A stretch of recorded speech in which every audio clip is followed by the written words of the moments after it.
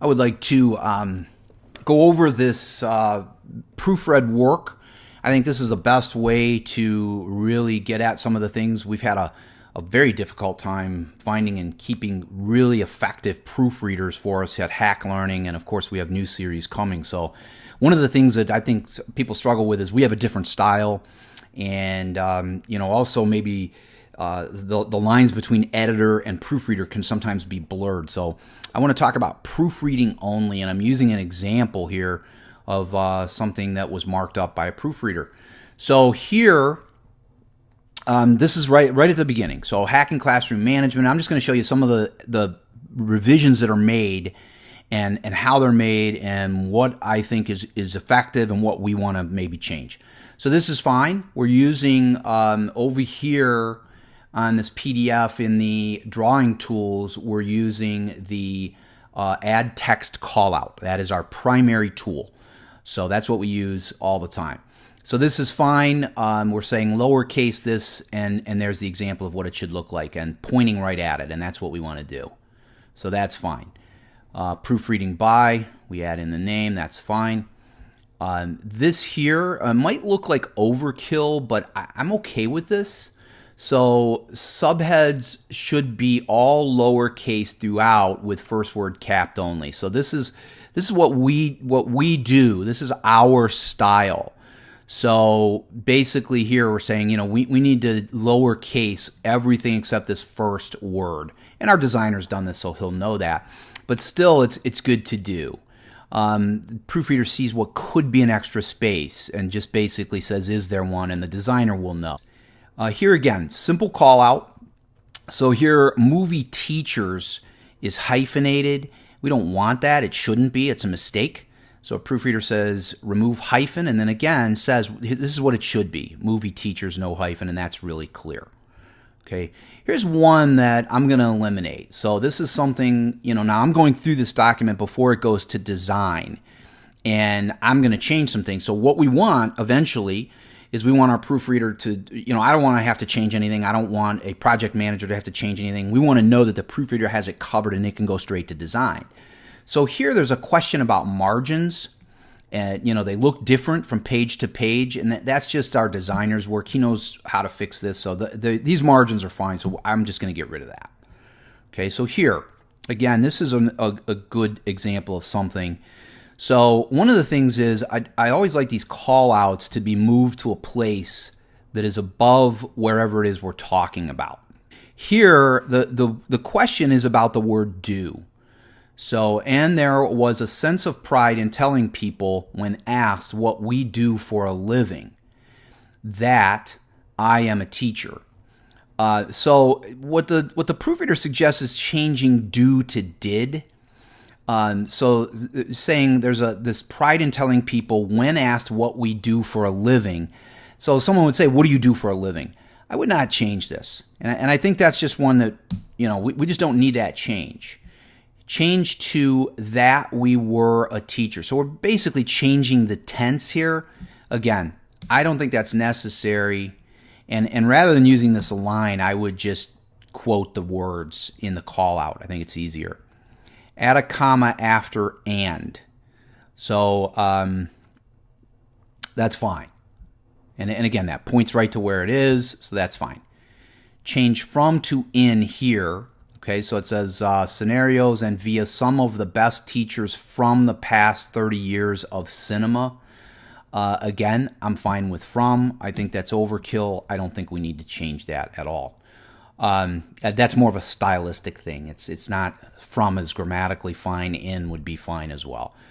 Delete see from my and start the sentence with in my experience. So we have see, comma, from my experience. This is a good change. We don't have to do a lot of this with proofreading, but I think it's a good change. It tightens it up a little bit. Nothing in here, which is great. So then again, I'm just a couple of things here. So I want to move this up because I can't see what the whole sentence says. So I'm going to move that up, and we can use these arrows. You can drag those, so this is fine. We really want the designer to see everything.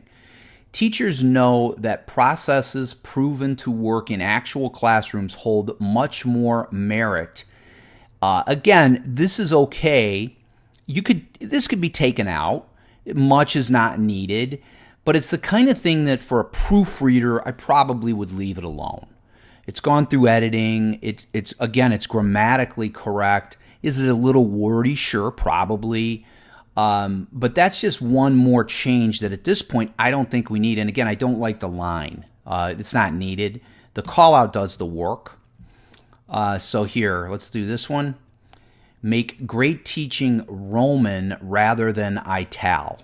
See, I struggle to know what this means, and I know my designer will struggle to know what this means. I assume ital means italics, and Roman, I don't know. I assume maybe it means just go set it back to the way the rest of the text looks. There are plenty of methodology books out there targeted to a particular grade level or subject matter. But to me, great teaching is great teaching. Yeah, what I would do, we want to really make sure our designer understands the instruction. So all I would do here, instead of the Roman and ital and all that, I'm just going to say, do not italicize the phrase great teaching. That's it. So a designer can see this. We're pointing right to it. Very simple, okay?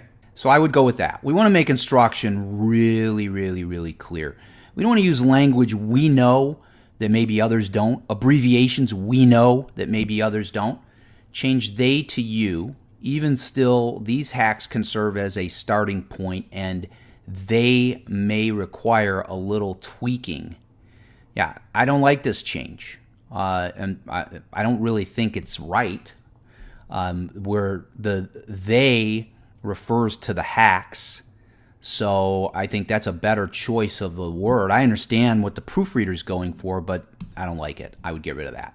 This is, to me, I mentioned earlier about the blurring of lines in, sort of line editing and proofreading. So we're talking about proofreading here. We don't want to make a lot of those changes. You might read something and say, well, I think this would be better. We're past that phase. Our editor has done that. And maybe in some cases our project manager has done that. So we're at a point now where we're really cleaning up errors. Make this entire sentence Roman, no itals. That thing again that to me is just confusing. And that said, after having tested each of these classroom management ideas in an actual classroom with real students over multiple, it's just emphasis here. I don't like the word actual, frankly. So for me, I would probably maybe change actual, but I right now I'll leave it. And I will go ahead and it says make this entire sentence. I would just say do not italicize, and I'm going to say the words. And the highlighting's not necessary either. I would say do not italicize. And then I'm just going to say the words. And I'm going to put those in quotes so it tells them these are words in this sentence. Again, I don't think that the highlighting is necessary. We've never done it. We've had the same designer since the series began. This is the kind of stuff he's used to. He'll see the other words because he'll read them in here. So I would go with that. And again here.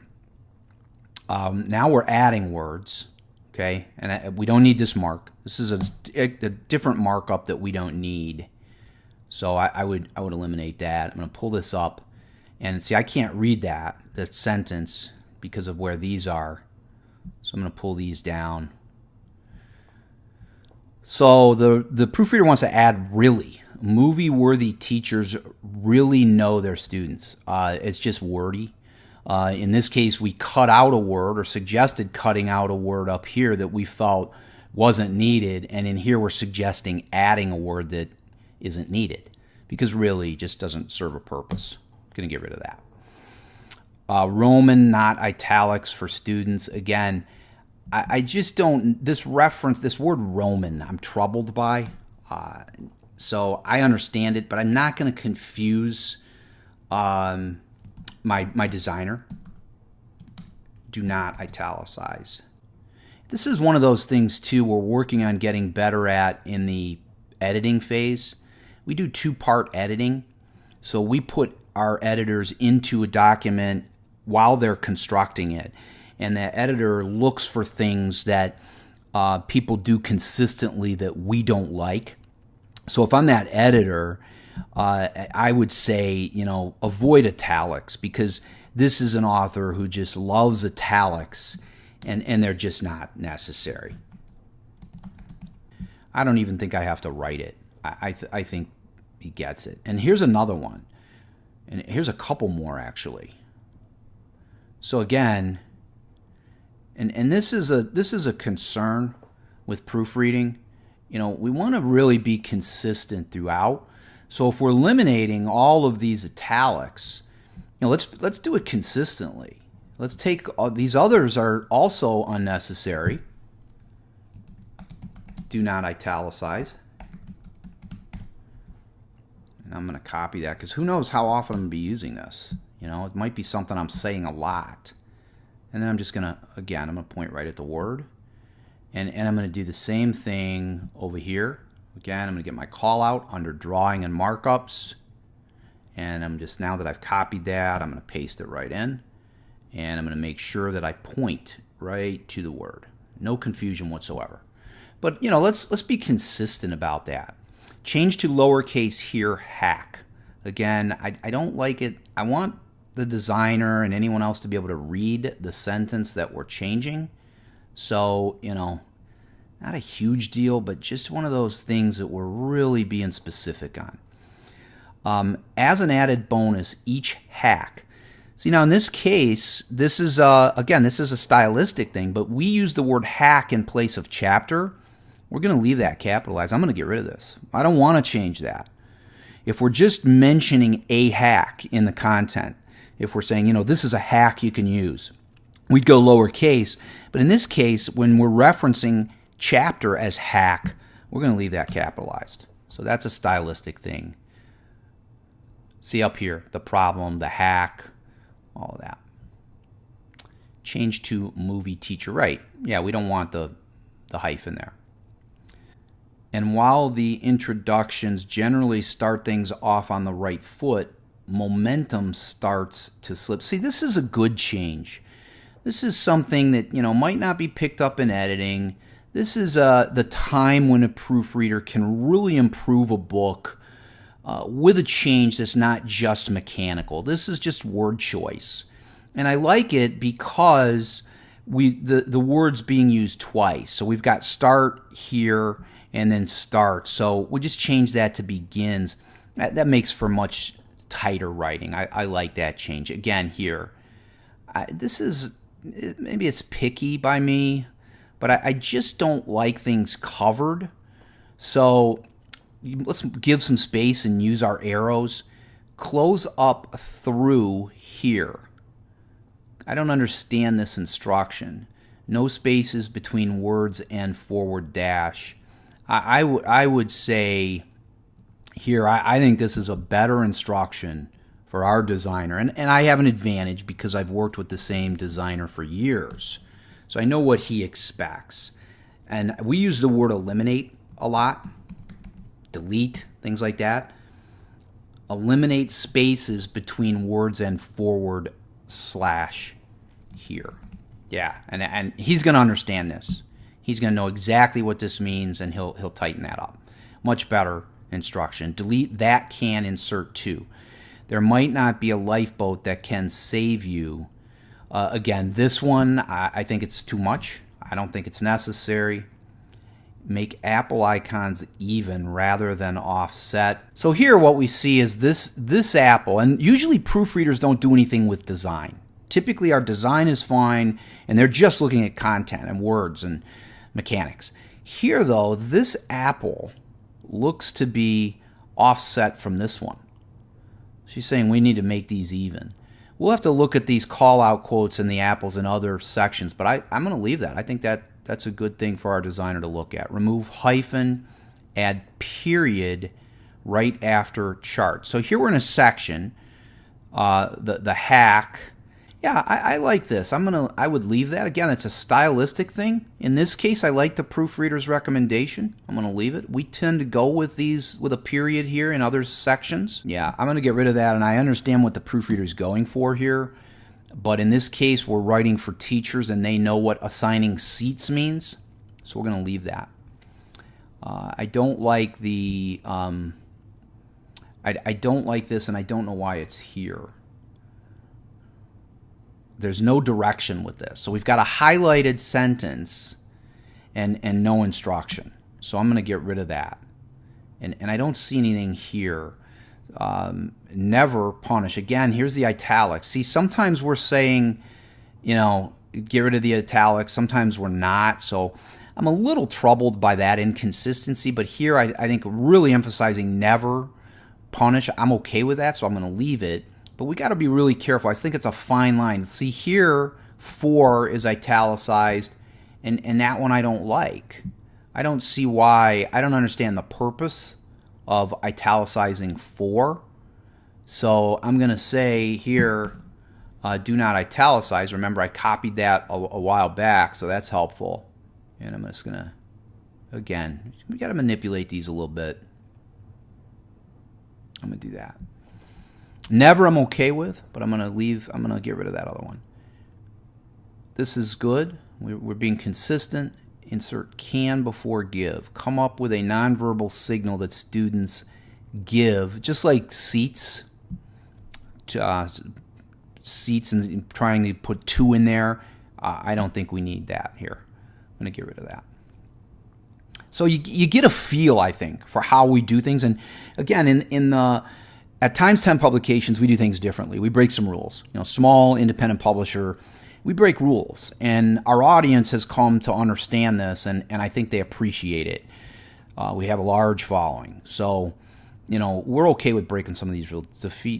Delete hyphen, insert M dash, no spaces. Yeah, that's fine. And our designer knows how to do that. This is troubling to me. And the reason is everything's on top of everything, and it just looks confusing. Again, we really have to have the space. And here it looks like one instruction is pointing to another instruction. Delete I often kept, replace with you often keep. But I can't see those. So I'm very confused here, and it's troubling. So this covered it. Got to move it. And then again, we don't need the second, the highlight. It's just something that's not necessary. Delete I often kept, replace with you often keep. And again, I can't see the sentence here, so I'm going to move this. I'm going to move this. We really got to create space and use the arrows. This says, if you are like I was, I often kept certain rules. Yeah, I understand this because of you. If you are, then she's saying you often keep. But we can't assume that the reader does that. If you are like I was, I often kept certain rules around, not because they were effective and improved my classroom management. This is a troubling sentence, and I don't think this really helps. So the writer says, if you are like I was, and it almost looks like a parenthetical, I often kept certain rules around not because they were effective and improved my classroom management, but simply because I had always used them. The sentence really doesn't work. And the better change is to eliminate if you are like I was and just start with this. So what I'm going to do instead is with this one, I'm going to point here, and let's move this, make it a little easier. And I'm going to leave delete, and I'm going to say delete if you are like I was. We've done this many times, so our designer will understand that. Delete were, change to are. So here our sentence is going to begin. I often kept certain rules around not because they were effective. Are would work, but we're going to stick with the past tense there. they were effective and improved my classroom management, but simply because I had always used them. And again, so we're changing. We're getting rid of some things. Change improve to improve. Effective and improved. Yeah, we're just going to stick with that. He's talking about what he used to do. I think it's better and clearer to do it that way. See, so we eliminate a lot of things in this case. When we get into changing tenses, unless it's just flat out wrong, a lot of times we just don't want to do it. Delete hyphen and add semicolon. And again, that's not a hyphen, it's a dash.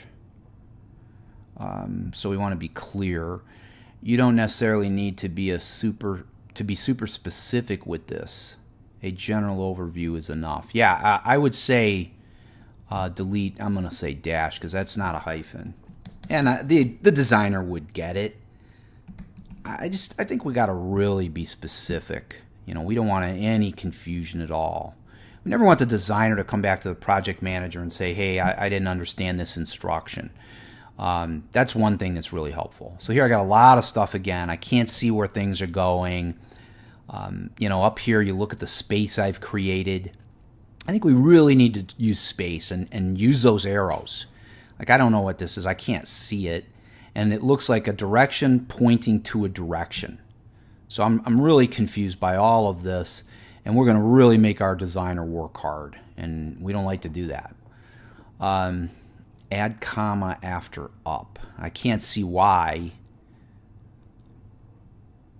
So we're going back up to here. This simple act will help improve classroom management because it allows students to know what is coming up versus leaving them in the dark. The comma technically is correct, but I don't think we need it. Insert the danger of after eliminating. So here I'm really struggling because these things overlap so much. This is all we have to do to fix this. So again, I'm not sure what's going on here.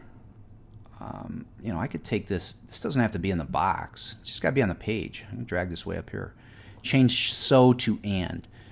Versus leaving it in the dark, uncertainty often leads to disruptive behavior, so knowing what to expect alleviates this. Yeah, that's a good change. Yeah, I'll leave that. Here again, insert danger of after eliminating. Plus, as a teacher, this schedule will help you stay on track, eliminating tangents and overdoing a topic. 2 additional issues that lead to student misbehavior. I don't think we need this. I think it's just, again, it's blurring those lines. Something an editor would do. Say, I think we can clean this up or improve this by adding these words, deleting these words. In the proofreader mold or role, we're just not doing that. We don't need to. Again, I'd rather have a lot of space and see delete m dash insert n dash insert m dash. No spaces. Yeah, exactly. Delete in insert do. Again, I can't read it. I need some space. Put this over here. Damaging any potential sharing that student might have in the future. That student, relationship with that student. Damaging any potential sharing that student might have in the future. Might do. Yeah, and I understand again with share, but I don't like it. I don't like do. Might have do in the future. I mean that's awkward. It's wrong, really, grammatically. So the suggestion here is delete in and insert do. So what we're going to have is damaging any potential sharing that student might have do in the future.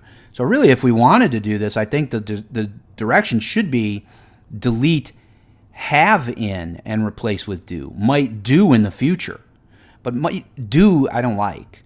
So first of all, the instruction's inaccurate grammatically, and I don't like it. I'm just going to get rid of it, and it's not a problem. Yeah, sign is it flushes. Yeah, so now it makes sense, but just where it was and where it's pointing, And now the designer will see that. That's a good catch. That's a really good catch. That's the kind of stuff we really want our proofreaders to do. Great catch there. So I think you're getting the idea here of what we do, what we don't do, things like that. Delete it. And I can't see the sentence, so I'm going to move this up. Really use space. Drag those arrows. It's so much better.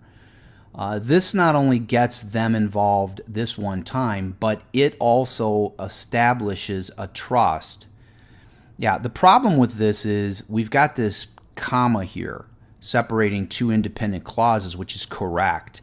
If we eliminate it, we turn this into a subordinate clause and we don't need the comma. So without an additional instruction, what we do is we make this grammatically incorrect. Easiest fix, get rid of that. We don't need to do that. It also, there's no reason to. Establishes a trust with them. This one I'm okay with. Establishes trust, I think, is better than a trust. I like that. You know, your grammarians will look at this and go, oh, that's not right. Most people in our audience, and I know they're teachers, and I don't mean to say that teachers aren't sharp, but very few teachers who are not in the English language arts world understand this kind of stuff. You know, they're so caught up in their own content. And what we're about is helping people be better. I don't think that's a big deal. And I don't know if it appears a lot, and if it does, I wouldn't change it because we're just going to get into a bunch of changes. So I don't know. I mean, we can do that for this. Delete sign out, make sign out. The sign out sheet. Yeah, this is a good change. Again, we need the space. Point almost right there in the middle. Yeah, that's a good change. Again, with the dash, I don't know what's going on in this. I can't see it. It's confusing. If I pull this way up over here, I point. Phones with you all day. Yeah, that's a good change.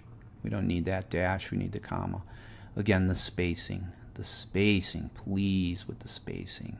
The rules, it will make it easier to refer back to we, the class, with what we came up with as guidelines rather than I, the teacher, assigned if when things start to fall apart.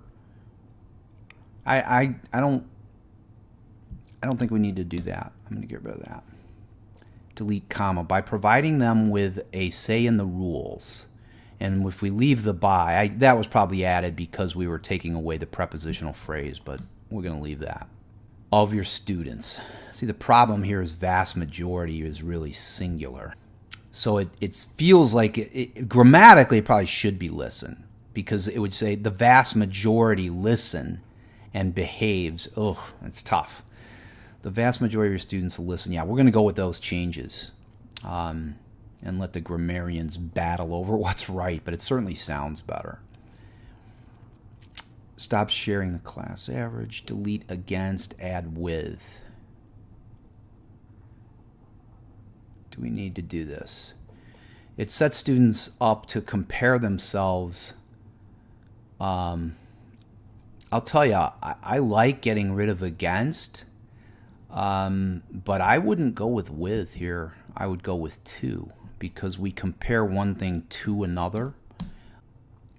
All right, so you get the idea. I'm going to stop here. There's more work to be done in here, of course, but you get the idea of some of the stylistic things, the call-outs, what we should do, what we shouldn't do, about blurring the lines between editing and proofreading. Remember, your top job is to make this correct. We don't want mistakes like that subject, verb agreement. We don't want any mistakes like that. We don't want words capitalized that shouldn't be, or not capitalized and they should be. We don't want missing end marks, additional spaces. All of those things are the big keys. So, that's what our proofreaders do, and that's how we do it.